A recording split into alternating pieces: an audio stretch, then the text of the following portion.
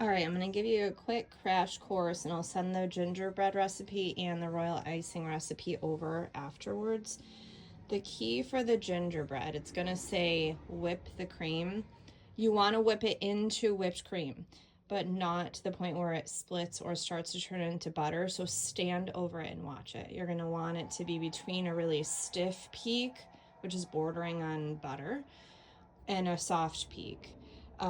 That's a key thing for the gingerbread, and make sure to keep it stirring after you add the sugar and the molasses and stuff.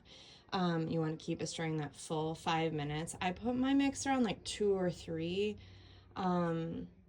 So with the gingerbread, when you're actually constructing the dough itself and you're adding the flour in, I leave it in the mixer until the mixer can't mix it anymore. Then I take it out and start rolling it with my hands. It's a million times easier. The whole key is you don't want it sticking to your hands at the end. It should be pretty firm and fairly dry and almost borderline hard to form into a ball. Not quite like a crumble, but almost to a crumble consistency. Don't add flour until you know you need to add it, and definitely chill the dough for a full 12 at least hours before you go to roll it out. I roll mine into a log and then I flatten the log slightly so it's easier to start with a rolling pin. I go down to 3/8 when I'm rolling. Sometimes I leave stuff a little bit thicker. This particular template needed between 3/16 and a quarter.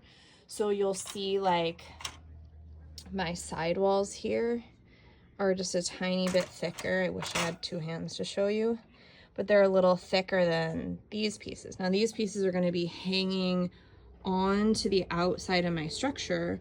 So for weight purposes, I don't want them any thicker than this, because then when I put all the ornaments on and everything, I want it to still stick. My royal icing recipe is really good. I mean, it's like super glue and it holds so quickly. Another thing is, like, sometimes it's easier to get templates that have these notches out of them. This is something I kind of constructed from multiple templates. Usually I make my own, but for time's sake this year with flipping Grandma and Grandpa's house, I didn't have time. So those are the things with the gingerbread itself. You also want to make sure it's chilled before you put it in the oven. So roll it out until it's the thinness that you need it to be. And sometimes I flour under and over. You don't necessarily have to if you don't want to.